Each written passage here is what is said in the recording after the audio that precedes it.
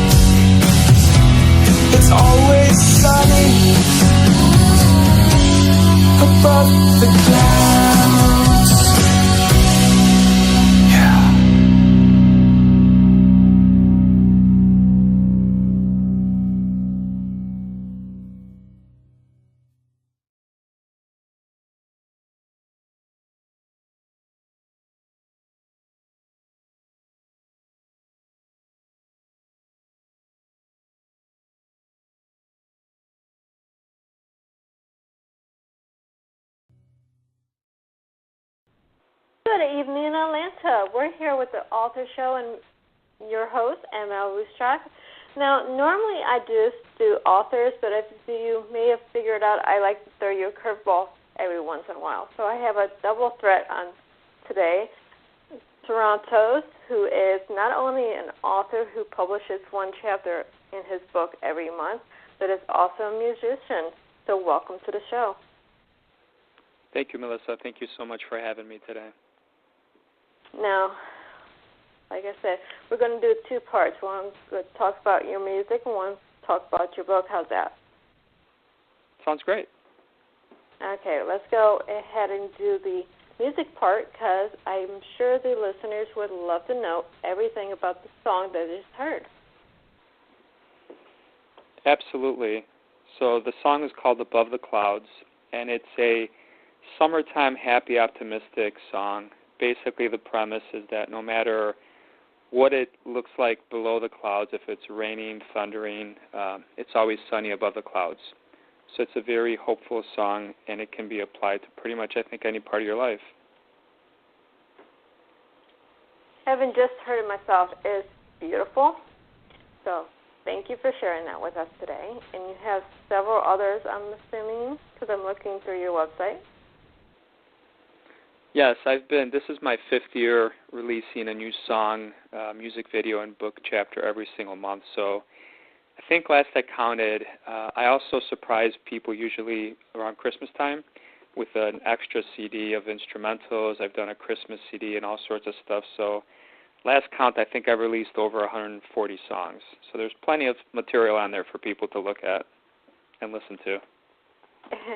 It'll take me days to go through everything on that your collection. So eventually I will get there, but today I'm just happy with the one song. Sure. But yeah, you have a lot of things on your website. You have your own store that people can buy your products. Correct, yeah. You know, a lot of fans were asking for like autographed stuff and things that were a little more personal. So even though they can buy things on iTunes and listen to it on Spotify and Apple Music and pretty much anywhere they desire, I just thought it was kind of nice to also have a little store where they can get autographed copies of the CDs or the books. And that's awesome. And I'm trying to go through everything on your site, and here we go. Now you have the Rock the Bag, Sweetest Sugar, Breathe. Very, very beautiful songs. The imaging that's on there is wonderful as well. This is name a few that are recently released songs. Thank you, yeah. And actually the new one coming out on Tuesday, in a couple days here, is called Your Empty Chair. And it's a very beautiful rock ballad about someone who is dealing with a lot of resistance and but just can't walk away from the love of his life. And even though he stares at her empty chair, he's hopeful that things will work out. Oh, that's beautiful. And so important in so many different lives, too. I think just because you're hopeful to come back, sometimes you have to put in, hey, honey, why don't you come home, or something. Sometimes it's just close enough to be able to tell that. Absolutely. Love is hard, and nothing in life is ever easy, so that's one of the premises to the song. That's excellent. Now, your book chapters, you said you've been doing this for 6 years. What prompted you to write?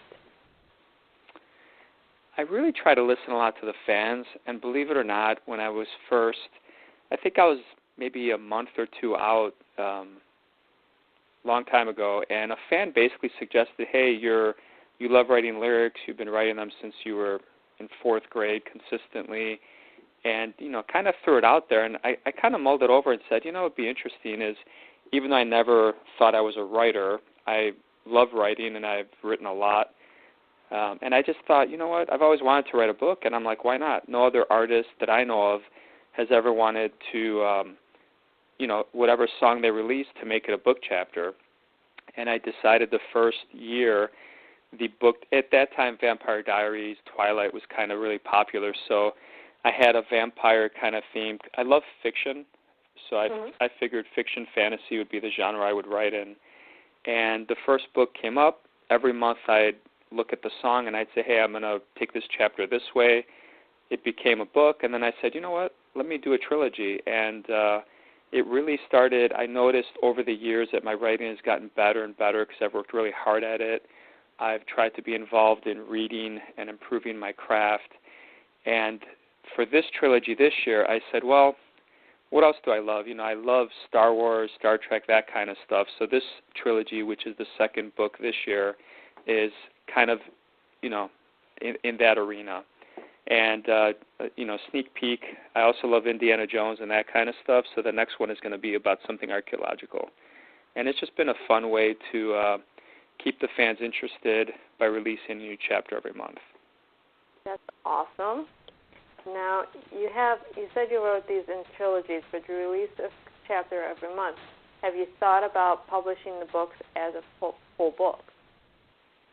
Yes, I have actually. So what I typically do, every month I'll release a new song, video, book chapter, and then at the end of the year I release the CD. So the CD gets published usually around the second week of November, and then a week after that, usually I'll release a surprise CD, like, you know, around Black Friday, and then a week after that I'll publish the books. So the books are all published and available on Amazon and Barnes & Nobles and all sorts of venues.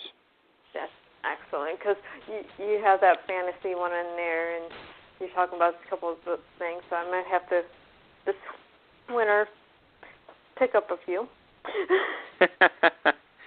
Yeah, and I'm sorry, go ahead. If it's fantasy, I have to have it. So. Yeah. I can tell you my writing style has evolved tremendously because the more I learn about it, you know, I self-publish through BookBaby, and I read their blogs, and it's been interesting. I've learned a lot from different authors. So I'm very proud of the stuff that I'm putting out even now. And like my music and my lyrics, it just keeps getting better and better. I think one of the mistakes people make is they kind of throw their stuff at the world and expect to go viral. And if they don't, they either give up or they say, well, the world doesn't understand my artistry. And I certainly get that, and those thoughts crossed my mind too, but I took it in a different direction. I said, well, it's not good enough. And I would listen to songs on the radio. I would read books from famous authors, and I'd say, yeah, it's not up to par. So I've worked really hard at getting better and better. So I think the people that have followed me on this journey, I get comments all the time of, wow, the chapter you just released just blows away what you did, 6 months ago, a year ago. And they keep telling me that, and that's my goal. My goal is to keep getting better and better where people just can't put it down. Exactly. I think that's a goal that every author, every artist should have, is if you stay with just what you're doing, the fans are not going to respond as well as if you hone your craft, regardless of what it is. I agree completely. See, my first book, I kind of poked fun at myself a lot because there's a lot of grammar and spelling errors that I had to put back in after editing took them out.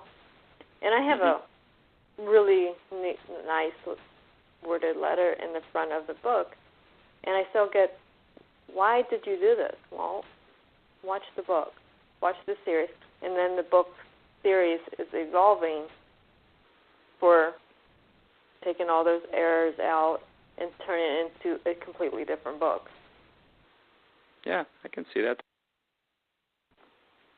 I like to poke fun at myself being, and a lot of, I don't know if you read my bio, I've had 3 strokes and stuff, so I took my learning curve of relearning everything and incorporated that into the book. That's a fascinating story, and that's a great angle.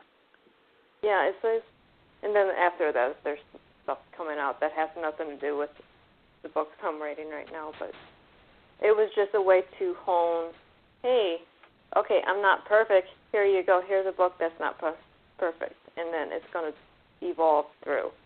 So yeah, it was just the angle I took, and it seemed to be working with the fans that they're puzzled. but I like puzzled fans because then they're reading and going, okay, what's going on here? Yeah, what's going to happen next? No, I think that is, I also am very sarcastic and playful and a smartass. It basically is the short story. But I think throwing curveballs at fans is wonderful, and I like to surprise them, and I like to keep them guessing. Along that light, I've done all sorts of genres. I've done jazz songs, I've done hip-hop songs, I've done pop songs, I've done dance songs. So I think people get bored. If I had to sit, we all have our favorite artists or authors, but, if they're putting out the same exact thing over and over, no matter how talented they are, I think you get bored. Yeah. I have over 500 books from many, many, many different authors. If I read the same author's books, because I have a few that I have there in complete selection, I'm so bored because I'm reading the same thing just wrote differently. Yeah. Yeah, I agree. I agree completely, actually. So, my taste in books change based on the weather. I can't say, okay, I just want books from one author, because then I get so bored with reading. But it's a good release at the same time. Yeah, I hear you. So, you have a book chapter coming up on Tuesday. You have music coming out, I'm assuming, very soon. And this current book that is sci-fi, Star Wars-y type thing. Correct, and I forgot to mention, of course, I'm always the main character. So Sarantos is always the main character in every book, chapter, every book. Now, how fair is it to everyone else to put yourself as the main character and have all these unique adventures? You know what? It's almost like when you're a kid and you want to be Luke Skywalker or Harrison Ford as Indiana Jones. It enables you to. Initially, I was kind of like, nah, that'd be egotistical. Like, why am I always? And then I read the story of Sylvester Stallone and how he wrote Rocky, and everybody was trying to buy it from him, and he insisted, no, only if I can be the main character. And I kind of thought, you know what? Why not? This is my story. This is every month I look at the song and I say, okay, this song is about heartbreak. It's about, and it's always challenging to incorporate that cohesively into a chapter and make sure that that chapter fits into the premise of the book that year. Otherwise, you can imagine that you can kind of be going all over the place. So I think it's a very unique thing that I personally don't know anyone who's done, but I love the challenge. And, I read last year that Adele, really, really wants to write a book. And I'm thinking, wow, here's Adele, who is a superstar, has done all these accomplishments at a young age, and I respect her and I love her music. I obviously love her voice. But I'm like, I kind of have something she doesn't. And it really kind of put it to light for me.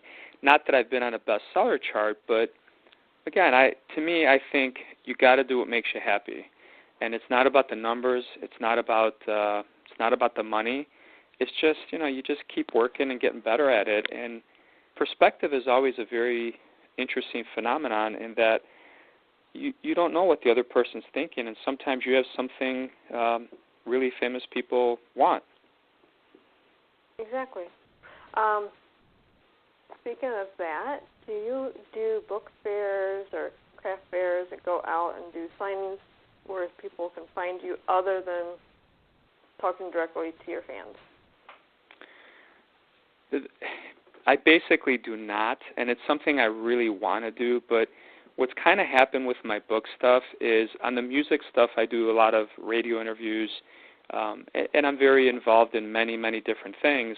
The book things, I guess I'm not really doing it right since I'm self-publishing. I have book sales and I have, but I don't really have a publisher, a promoter, or marketer, and I don't on the music side either. But that seems to work out a lot better because people hear the song, they get inspired, they get moved. So I do think at some point it'd be nice for me to either hook up with some kind of publisher or someone that can get me to these events because I'm a beginner. I don't know. I know there's book fairs. I know people go do book signings at all sorts of places. In Chicago, where I'm based, is a big city, but I'm not smart enough, or I don't know yet how to pursue those opportunities. And that might sound like an excuse.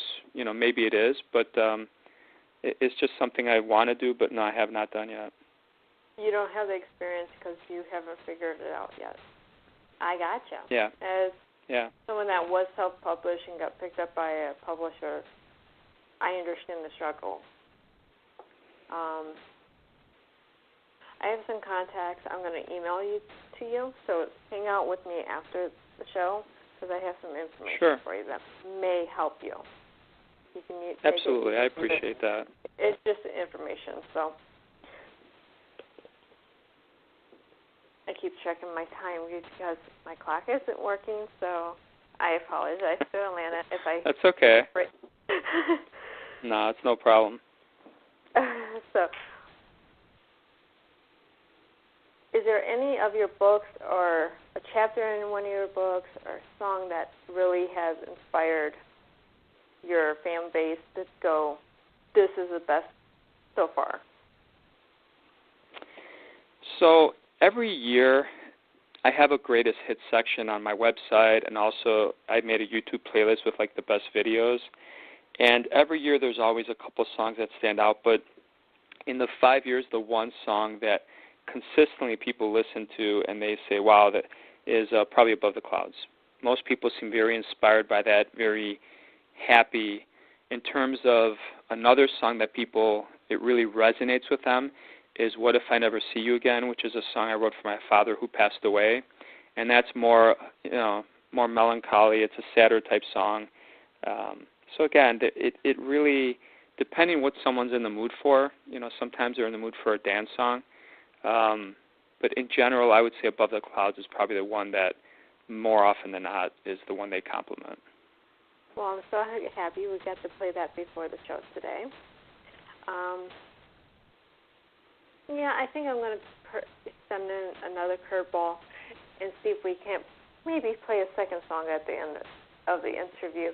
I love doing this. Like I said, I love playing with my listeners and my readers, throwing little curveballs if you're game with that. Yeah, curveballs are great. Okay, so we'll play something else at the end of the show. This gives you the exposure, but also get my listeners a little bit something different to listen to. I know this is hip-hop station, but yeah, it's me. I don't do just hip-hop. Sorry. I do everything. Now, it's interesting you say that because I have a hip-hop song coming out, which is a great parody that has gotten really great reviews. I love hip-hop, and again, this is a sneak peek because it doesn't come out for a month, and I'd be happy to send it to you, but it has gotten rave reviews. And the parody is this: hip-hop has taken over the world. It's on every chart. It's wonderful. I love it, but I can't rap at all, and I suck at it. So it's a fantastic parody, and it's, people kind of love the lyrics, and the reviews have been very interesting. So I'd be happy to send it to you to play anytime.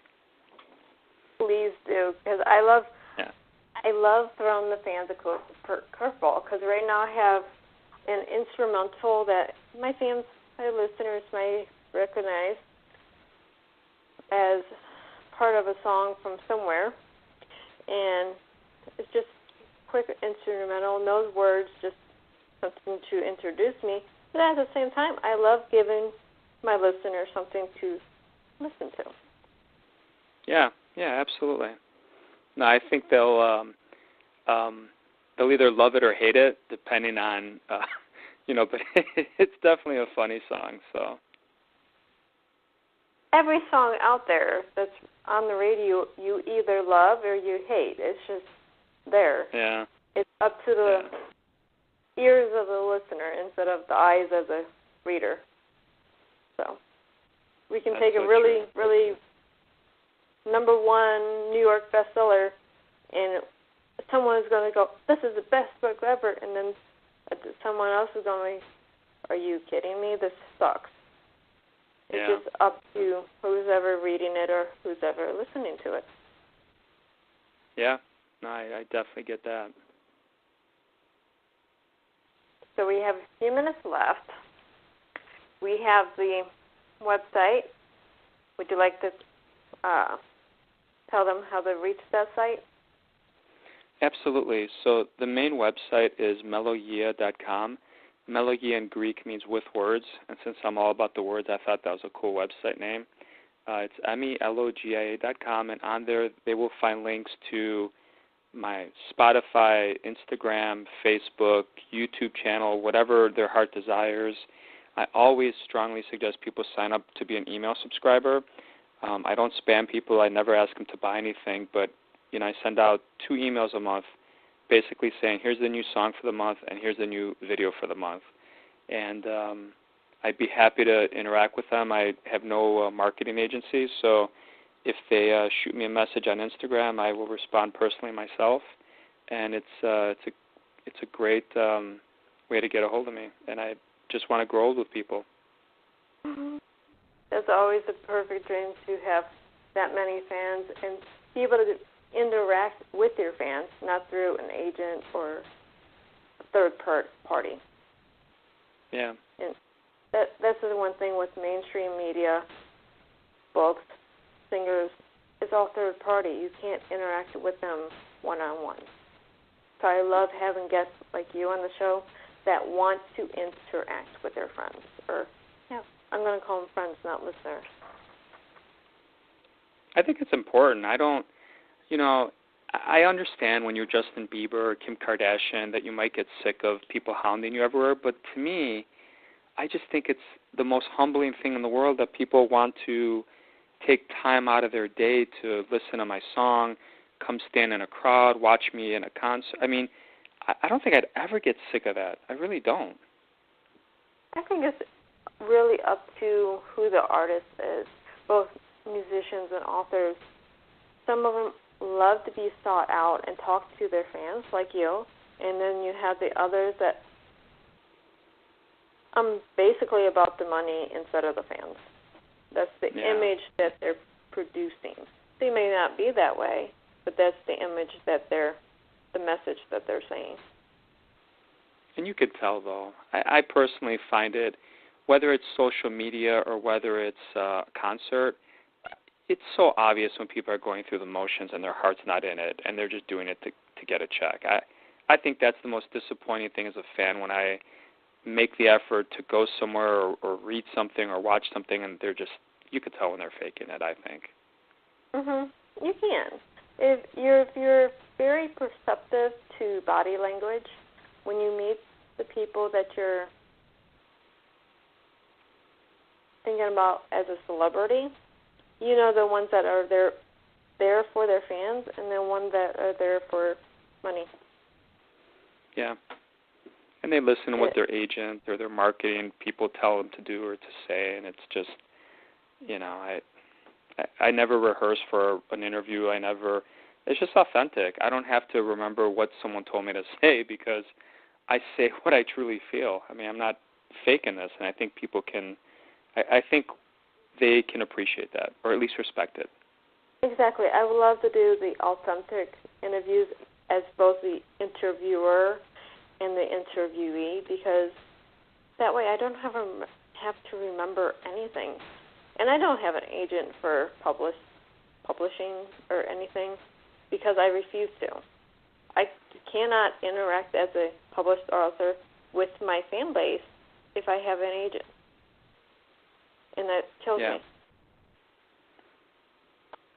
Yeah, and let's be honest. We all have, again, people who have, quote-unquote, made it might not, but for the rest of us, you have a day job, and then you have this passion and thing you're trying to do, and there's only so much time in the day. And then if you have family or friends, it just gets more and more challenging, and there's a lot of things that I think all of us would love to have someone that takes 10% or 15% and does, but then there's so much fraud and abuse in both our industries that you can't trust people. If someone truly was a big player and could really get you more radio airplay or on Spotify playlists or get you like great signings at Comic-Con, you would do it in a heartbeat. But how many people signed things like that and end up going nowhere, and they're tied up for a year or 3 years with someone that did nothing for them. Exactly. It's horrible the way the industry is in some aspects. Personally, I would rather have someone take 10% and come clean my house rather than come and get me bookings and stuff. Yeah, it's frustrating for sure. So, but that's about all the time we have for today. So I thank you again for being on the show. Thank you, Melissa. I really appreciate it, and I hope your fans enjoyed it. And I'd be happy to be on again anytime, and I'll definitely send you that song coming out in a month too. But I want to thank you from the bottom of my heart. You are very welcome, and may not play today, but look for it sometime next month and begin at one of my shows. So okay, that's awesome. I'll let you know exactly what day I'm going to plan on doing that, but just a little curveball for all the fans out there. And yeah, absolutely. I'd be happy to share it and hopefully get it as much exposure as possible. Oh, you're welcome. I love doing stuff like this. So for tonight, good night, Atlanta. Happy reading and good listening.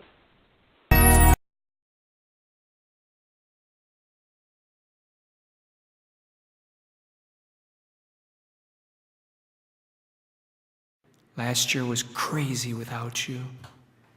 Not a day went by that I didn't think about you. I miss you so much, my love.